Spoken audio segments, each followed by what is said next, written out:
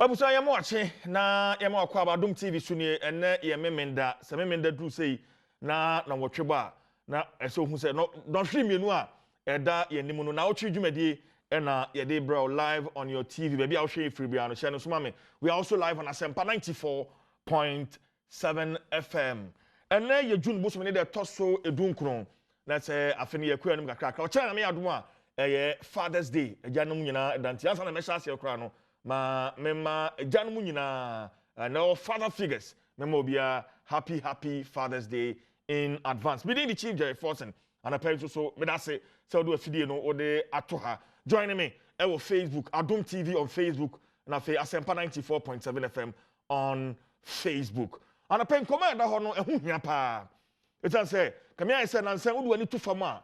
basa yo am robbery etututuo yabo we tuakunu yakwaji we niam afri ni nsa ne sa ne manema no eya ade a adoso pa na anapai me be hye da atome bo ase na fei ye hye afi 2021 na sei niam akokọ okoso violent and armed robbery and violent crimes no ye yini makomako na fei ye de nyina e de abraw into 2021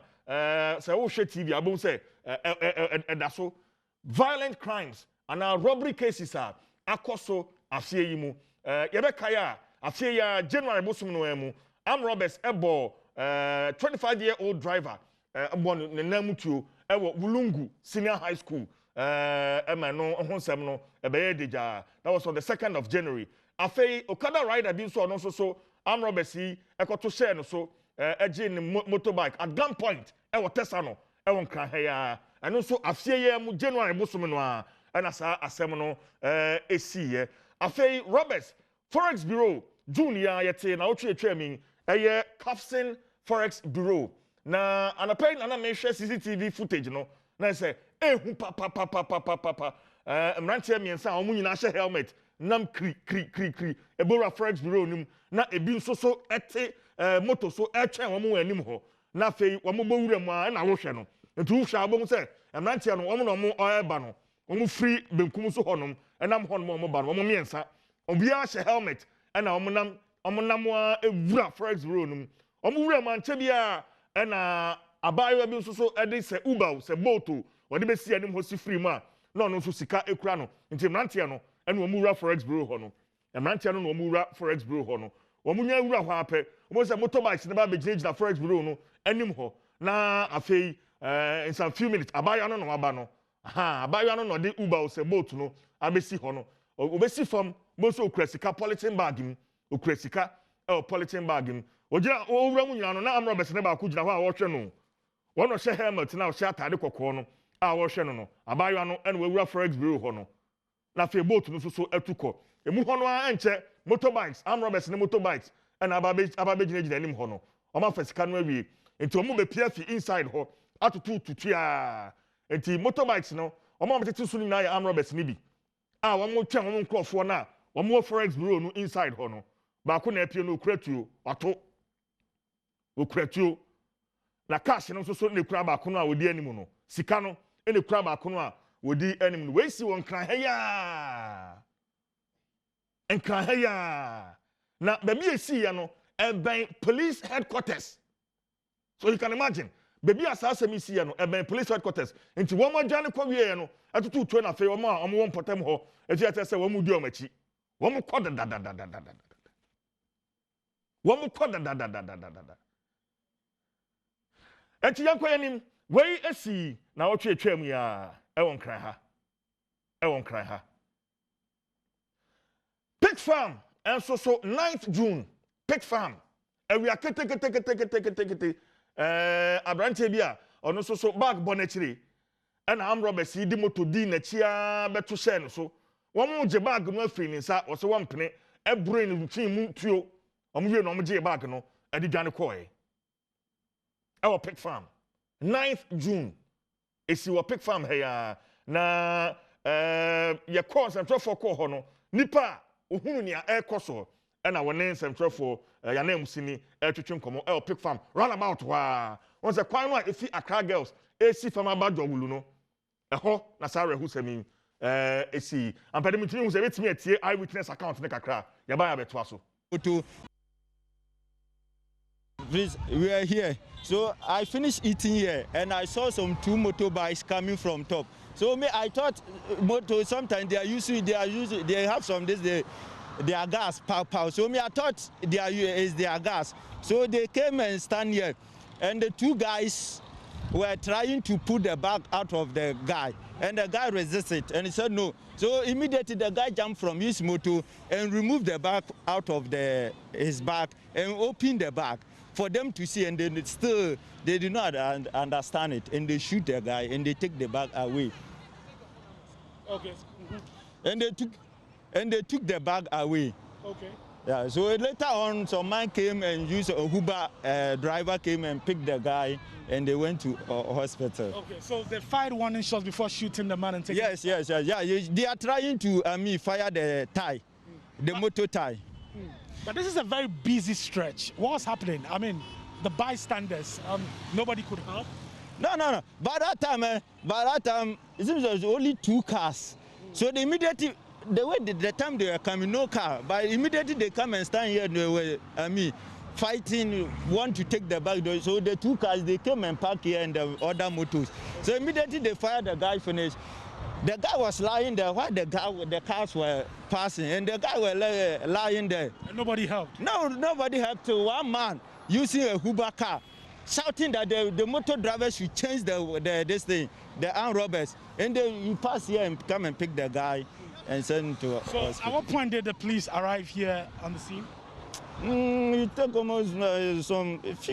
few minutes before they came, because by that time we sent the guy before the police came. So you were part of the team that sent him to the hospital? No. We are just here, so we just helped and they sent the guy and we just. Okay,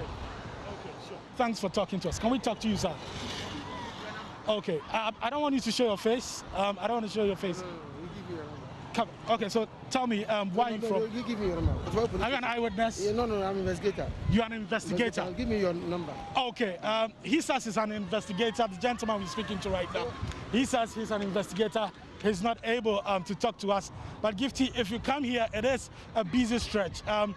We'll let our camera technician pan so you can see how busy this place is. All of these people were here. The hawkers were also here when the incident happened. We've seen another police officer arriving here on the ground with the investigator. Understand that investigations would start right at this point to unravel the mystery behind this daylight robbery, Gifty. But speaking to some of the hawkers here and the people who work at the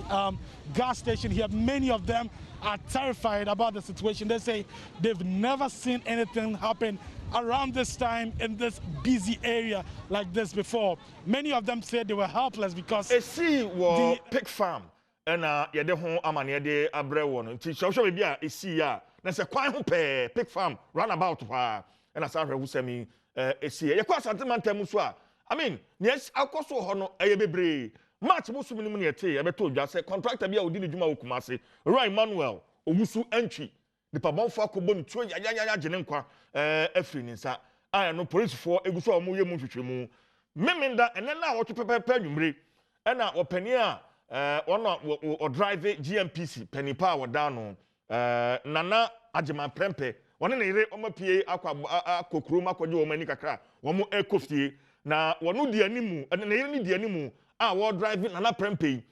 ni Range Rover ena ne kunu so tika afofo mu di na kire ena ne pabonfo ekotwintwa Range Rover no anemu a ebo ne ire ni etuo cheche no mo susu se jama nana prempe ona na okura Range Rover no omubo ni tuo je ne nkwa efiri ni nsem ya make say Benedicta abena pokua bahwere ne nkwa yente reporting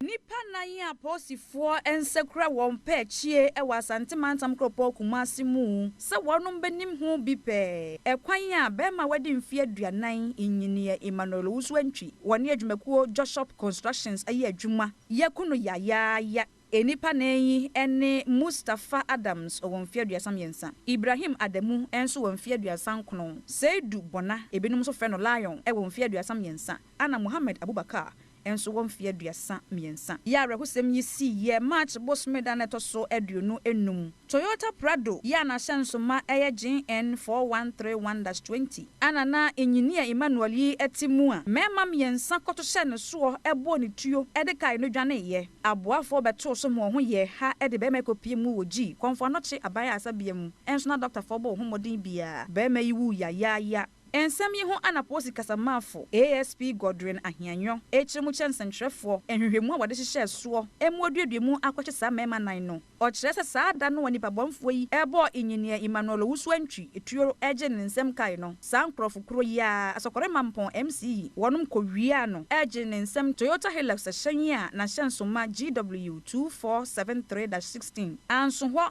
April sumi de tosudunum wonom kɔwia wo bi Range Rover car yi bi eni ahyɛnsoma unregistered wo buokrom F-Fly aposifo kyerɛ sɛ wodi nka kyerɛ miensa na baako aka ho ayɛ frɛ no Mustafa Adams April sumi de toso aduonu enum akyease wo Kenya sempɔtamu kɔwia wo bi Honda Accord ya DV plate ne bɔ ho ahyɛnsoma ɛwɔ so 4894A ene so no nso mudi ne nta wɔkyerɛ miensa no nansa akyi saa bante no kuratuo san obi a wo kura Toyota 4Runner kwaji afiri nsem ene suppose for kwachi ono so beka ho no we also want to assure the general public say you so aye cases bia ababia ye crime cases bia no hwehwemu ekoso the cases ni be court ya remand bi mu so enya connection ebi mu so cases e plan bia e be court temo mo bia akoma atoni na yakase enche all the cases are abaya so e bia no be brief media for the public to know say yeah all the cases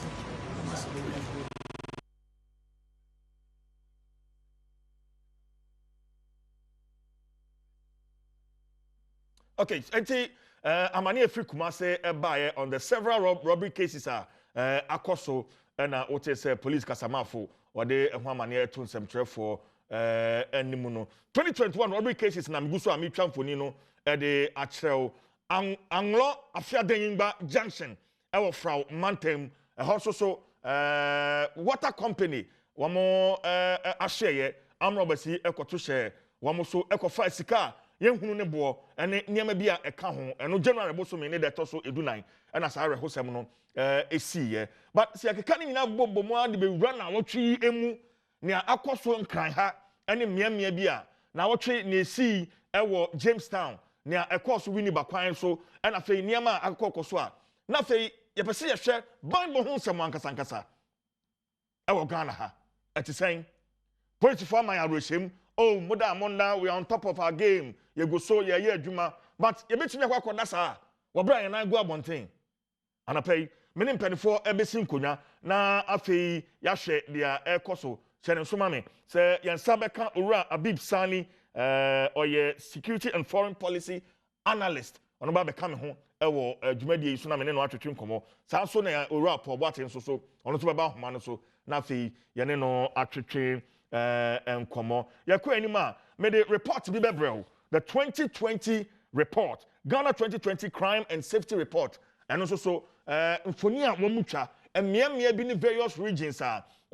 womode omani asifam atofam ahu se basabasayo any sa robbery cases yi ekoso wo honom no yede mu amane nyina nso so ebebrel ntia na pe ka me ho megidi se ebesua niema ebebre fa comment no to Facebook Adom TV on Facebook na Fia Sempa 94.7 FM ewo Facebook. Me di Chief Jerry Fortson. Na what you do me so nie.